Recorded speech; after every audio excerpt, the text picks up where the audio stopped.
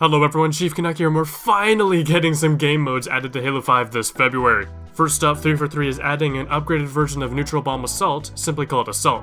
It has relatively the same mechanics but has some new features. The features are disabled ball throwing, ball spawn will cycle through unique fixed locations each time, melee with the ball is instant kill, ball carrier can thrust twice, the same spotting mechanic from CTF has been added, and 343 is experimenting with arm times, requiring the carrier to stay in one place longer, spawn zones so players can quickly react to the ball being armed, the delivery/arming zone has been changed so players can deny the zone with grenades easier, and the arming progress immediately resets if the enemy team grabs the ball.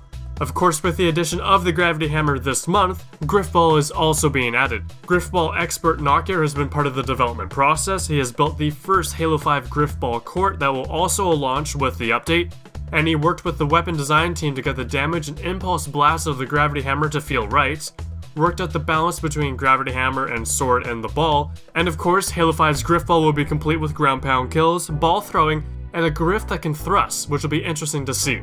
And the third official game mode they're adding this February is Fiesta, the randomized weapon spawn chaotic mode returns. Also, with the addition of the universal ball game mode, 343 is giving us custom game options so we can create any ball-based game mode we want. Some of the options we can toggle include score to win, how long it takes to deliver the ball, how many points you get for scoring, the ball carrier nav point, so it's either always on, never on, or has the spawning mechanic that's used in CTF. Other options we can customize include ball despawn timer when dropped, initial ball spawn timer at the beginning of the match, ball respawn timer after scoring, ball respawn timer after being thrown off the map. They're also giving us ball carrier player trait options, including the ability to adjust the carrier's shields, health, damage, resistance, motion tracker range, thruster speed, movement speed, and jump height.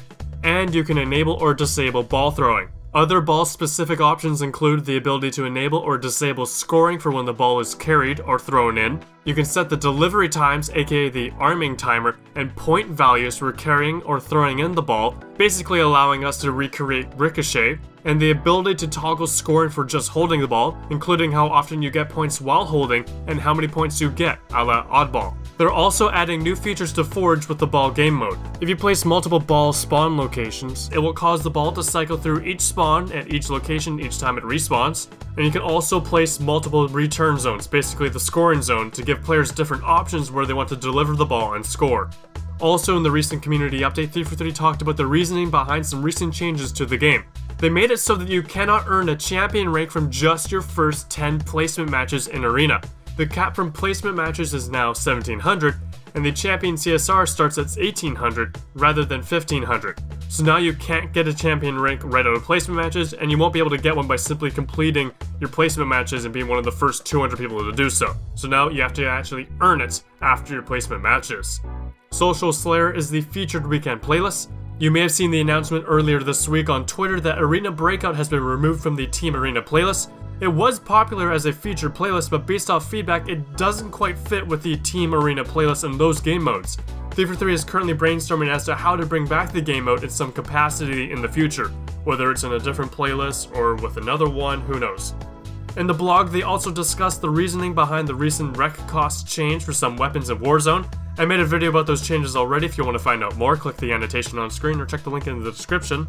They also discussed changes to Blue Team's color and acknowledged the first Spartan companies who already unlocked Achilles body armor. Congrats to those. Of course, a link to this blog post and anything else I talked about is in the description of this video. I'm personally really stoked to see what the community creates with this ball game mode and all the custom options 343 is giving us. As always, thank you for watching. Be sure to like and subscribe. My name is Chief Canuck, and I'll see you guys next time.